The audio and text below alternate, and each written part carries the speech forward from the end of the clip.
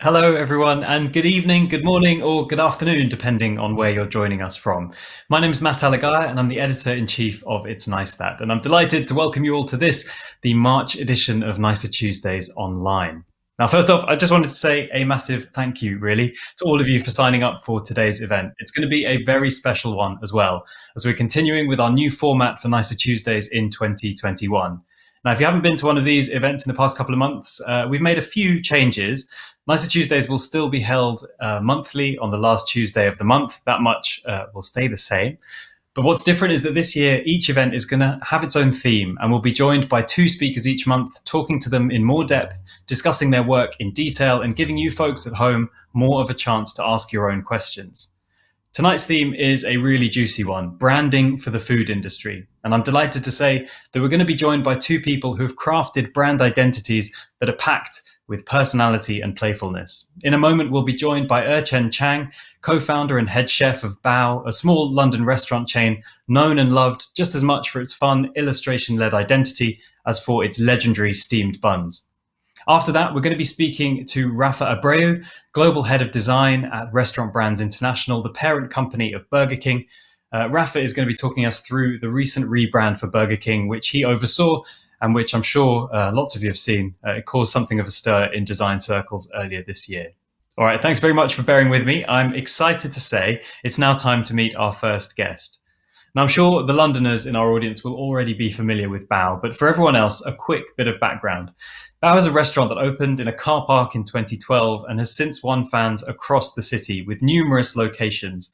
Its branding has always played a key part in its success, a particular favourite being the iconic Lonely Man logo, a simple line drawing of a man eagerly scoffing a bao bun. Here to talk us through the visual side of the company this evening is Erchen Chang, who launched the restaurant with her husband and who's led its visual identity and its clever use of illustration ever since. We're delighted to have Erchen with us. So without further ado, Erchen, if you could turn your mic camera on, that'd be great. We can say hello. Hello. Yeah. Hi. You're there already.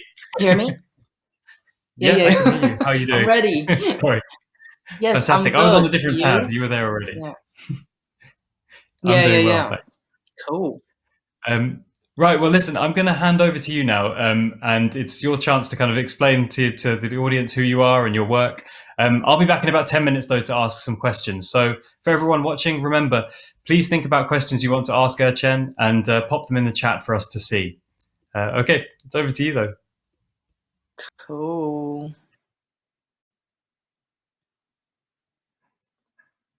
So hi. Let's see. Can you see my first slide? Cool. So I'm Erchen. I'm the creative director and founder of Bao. Here you can see me in my fantasy world, feasting on lobster, drinking, getting my nails done. I study at the Slade, and this is where I met my husband, Xing. And I founded Bao with Xing and his sister, Wai Ting. You can see their fictional world in the next slide that's coming. Yes, there you go. That's them. So we started in a shed in East London back in 2013. Next slide, please. Yeah, you can see the Bao Bar depicted here by Doug John Miller. We commissioned him to do the night series for Bao. The series illustrates a world where men are drinking and eating in the glow of the night. And since then, we have grew 5 restaurants spreading across London. Next slide, please. Each restaurants are inspired by different Asian eateries. For example, Bao Soho is inspired by Taiwanese shelter houses, Boro inspired by late night grill joints, and our latest opening Cafe Bao is inspired by the Kissa tents. Bao is more than just a place to eat, and when you sit in our restaurant, you're sitting in a story that has been designed to detail, and these illustrations are done by Marcelo Colmenero. Next slide, please. So for the talk today, I want to talk about the Bao logo, the lonely man, a curvy man who's hunchback, looking sad, enjoying Bao and does not want to share. I want to talk about how this logo came about, as it's important to see where it came from, the inspiration which leads us to the Bao branding today. Next slide.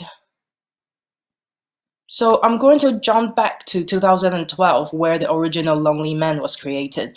This is the original Lonely Man drawing in oversized suit, sitting on a lonely staircase under a single cheese plant. And he was pondering life, trapped in his thoughts, and the drawing is a part of a performative installation piece. Next, please.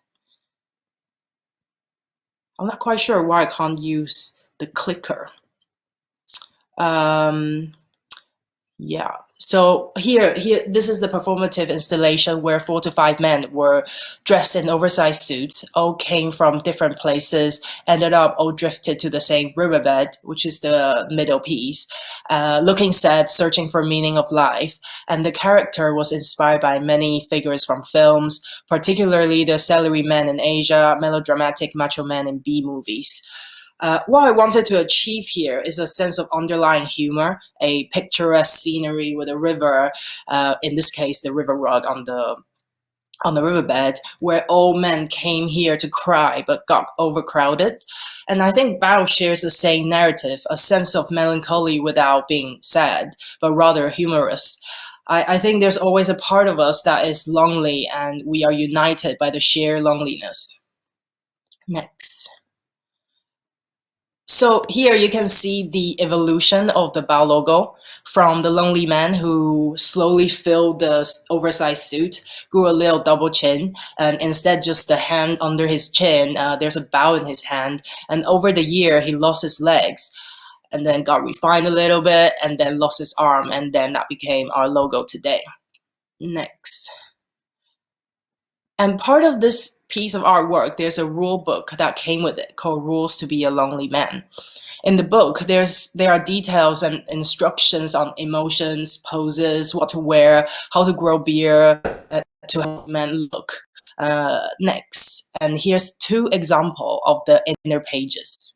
So it says, always looking into something, but actually you're looking into nothing because you should be thinking that nobody in the world understands you, so you drift away by gazing afar. Sesame beard. Grow your beard for a week. Do not leave it too long. The length of the hair should be the size of a sesame. So the book is a set of rules on Lonely Man character, which we still follow for the Bao Man, how his emotion, character, narrations are built, and we use it as a guideline for everything we do. Next slide, please. So when we started, we always had a vision of creating this Bao world as beyond restaurants. We imagine what sort of restaurants he loved to listen, what's his way of relaxation, what's his guilty pleasure, bringing the lonely man to life in this parallel world that we're growing. Next. And this is a drawing that we did back in 2014 when we opened Bao Soho. We had always visualized how our restaurant exists in a world. And what really excited us is the sense of like world building. Everything that exists in the Bao world has different stories and layers. I don't know if any of you had seen the 20th Century Boys. It's a Japanese comic book series. And in there was a prophecy drawn by a bunch of kids. Many years later, the fictional evil figure then in the prophecy then became took over the world in reality. And I guess this is our version of manifesting the lonely man into reality. Next, please. So an example of how this world building informs everything we do is how we build our people culture. Everyone who joins Bao is their journey, the starting of their journey of the lonely man. And SOB on the top left is the School of Bao, which is a programs of talks, workshop, field trips, and also stands for the Tears of Lonely Man, the very essence. And to show you some other examples, next slide, please, are the Bao money that we currently give out for the new starters as money to spend in the restaurants. You can see the Bao man getting older with the staff every year that they've been with us. Also, just so you know, we're changing the amount, so you can't print that out and use the money with us. So next slide. And these are some of the illustrations of a couple of our staff with old bowman that we print onto a t-shirt for them. I want to share these with you because the illustration and all these things that we've done are the interfacing communications. And you can see how we build the layers of Bao world into everything we do. Next, please. So for the rest of the talk, I will go into our way of design, how they connect to the rulebook, and how I have developed the character of the bowman. So first, as you can see here, are our weeping sake, the sake made with the tears of the bowman.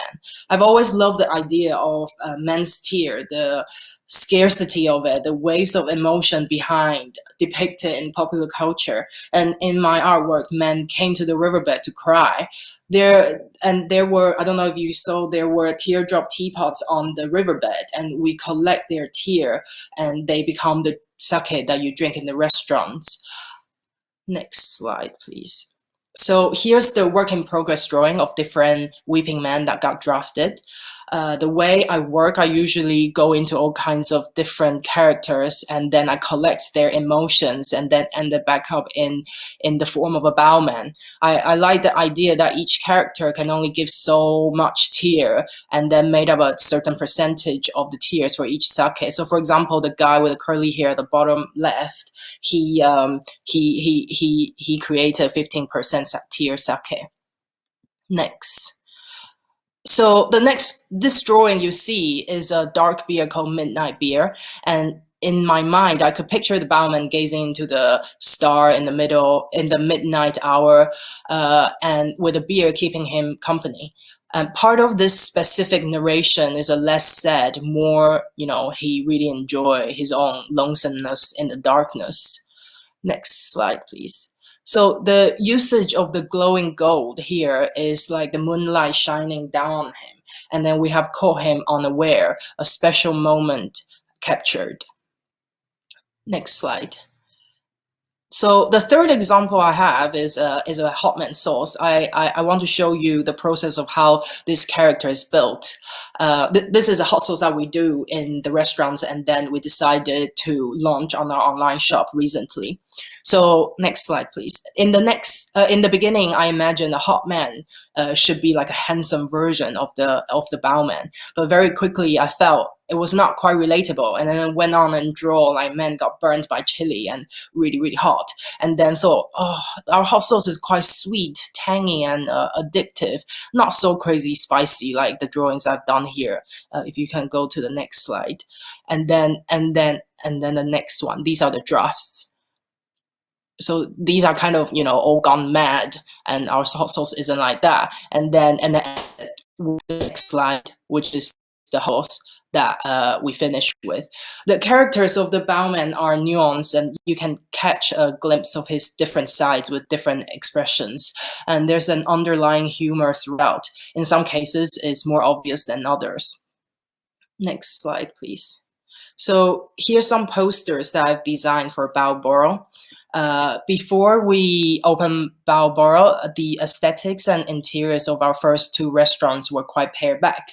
Balboro is inspired by the late night grill joints in Taiwan and Japan, and what brings it to life are those rough around the edges posters. And this is kind of the beginning of where we inject more color into our aesthetics, and you can see more tongue-in-cheeks in the design, such as about a day where you become stronger the more bao you eat, or about a day and then you escape to a paradise somewhere else. And then, or the last one is a classic bao hai, which is a cocktail that we have in Balboro, where there's a lemon towel built up and you'll get knocked out by the lemon towel. Next slide. So the picture here, you can see how these posters lived in Balboro. And next, please. So last but not least, brands that stand from Bao. One on the left is a character called Susie. It's a pop-up we did, and that got inspired by the Cantonese takeaway. We often joke about how Susie is actually Baoman in drag, or Baoman in a wig. And on the right is the delivery brand that we started at the beginning of the pandemic last year. It's a brand born out of Era. The focus of the brand shift from Bao to Rice, hence called Rice Era, is a pixelated version of the Bowman, and in some other branding, running or running man, inspired by Mario, where we imagine him running around town delivering food from houses to houses. Cool. Next, please. So thank you. I hope I've given you a good insight into the Bao branding, a little taste, and reveal some secrets. Thanks so much, Erchen. That was amazing. Yeah, I love that final. Is it butter the man's covered in? I'm not sure. We've Actually, had I loads was of gonna questions. say whoever can guess what is right, the first person, I'll give whatever that is to you. Okay, that's a good deal. I like it. I guess Yeah. we've had loads of questions come through from the audience, which is amazing. I had one to start with, which is really just. I mean, it's difficult. I don't want to kind of make people think the wrong thing, because I don't want anyone to be under any illusions that the food is not sublime, because it absolutely is. But how much of Bao's success do you put down to the branding? How much success is on the branding, you mean? Yeah. I think obviously food is one, humongous part of it, but I think it's equal amount really, because the amount of like thoughts that we put into everything that we do in the space, in the menu design, and how the story connects everything. So your experience in the restaurant or takeaway is all kind of really connected and makes it gone the extra mile to making it special, in my opinion. When you were, yeah, when you were going through your talk, there were lots of words in there, lots of emotions that people might not necessarily associate with branding. I think like melancholy was one of the words used, which is really interesting because it's not typically something that people talk about in branding. But do you think people need to lean into Mm. that a bit more? Need to use those slightly negative, maybe like ironic emotions a bit more in branding? I think that's what people love about it too, though. Even though they may not be able to pick it out that it's melancholy, but then they can feel the loneliness of this bowman. And quite a lot of people, like I find it quite crazy. Like so many people I met all told me they're the lonely man, and I'm like, no, you're not. But then I guess in a way that you all are. So then I think these kind of what you said about like sarcastic, it's already running through some other people branding, but particularly in our case it's definitely quite strong, the dark humor. Yeah, definitely. I hope that No, answered it's the brilliant. question. Yeah. Yeah, definitely. There's a lot of questions coming through. So Betty has asked, what made you decide to distill your creative practice into the output of a restaurant? Which is interesting. I mean, you presumably could have gone into illustration or art, but yeah, you've decided to kind of channel your creativity into a restaurant. Why? So after I graduated, we all went back to Taiwan to travel. Well, I went back home, and then I took Xing and Wai Ting to Taiwan to travel. And then we the three of us love eating, but we also love like designing or art making. And then we kind of just thought like we want to use all our skills together and create something. And I think food is the biggest part that all connect us, and that hence we want to do bao. Like we went into a mountain and then try the softest bao ever in the northeast of Taiwan, and then we just like, oh my god, we have to come back and make it. And then that's what we did, and then we use everything that we already know to go along with it. And in terms of like the continuation of the artwork into bao, I think it was quite natural, like to use that as a narration, because I'm not quite sure how to explain it. It was always I always see like so many restaurants, amazing restaurants that I go to. I always feel I'm walking into a set or like a performance, and I feel like restaurants are the perfect place to express that. we did a restaurant. Well, we did pop-up restaurant in Freeze for the past 3 years, and some of my friends who came into Freeze because everything is set up with the tent and everything, and then it really feels like you walk into a set, which is amazing. I love it. So good. That's absolutely the experience that you get as eating in your restaurants. I'm sure everyone who's been there will appreciate that. One final question from Lydia. We probably need to move on after this, but Lydia asks, how do you kind of transition your illustrative style with the other illustrators you work with so that your brand stays consistent? How do you choose illustrators? What are the guiding principles that you've established? So really interesting about kind of commissioning other illustrators and keeping the kind of style and the atmosphere the same. Yeah, so I love Dog's work and love Marcelo's work, and then the way that we kind of stumble across their work is quite organic. But then I think both of them have a very clean aesthetic, but both are very different in their case. And I think before working with them, we already kind of knew quite strongly what kind of direction we want to go for. Like that specific style of the night series is the one that we want to create, and the architecturalness of it that he can create is something perhaps my 2D work doesn't contribute to that. And then the pixelated work as well is like the whole digital platform of like how do we depict this world of online delivery, and I think that work really well like together at the same platform. Interesting. We have maybe chance just one more question, maybe time for it. I'll squeeze it in. A question from Emmy. How do you get the Bao teams to be your brand ambassadors and talk about your brand almost as well as you do? I guess a bit of a question for more of a business question really than a I guess a design one, but still interesting. Yeah, it is. It is interesting. We talked about Bao ambassadors quite a bit before. I think so. We do this. We do these like welcome mornings, and then I think we're trying to like channel more creativities and stories into when people are with us. So, for, like one example is if you're with us for 2 years, you get your logo. You get your icon drawn by us. So in the team, like we recently used team for our platform, and then you see faces popping up, and I feel like that was kind of like the perfect way of united everyone with a icon drawn in the same style as the lonely man.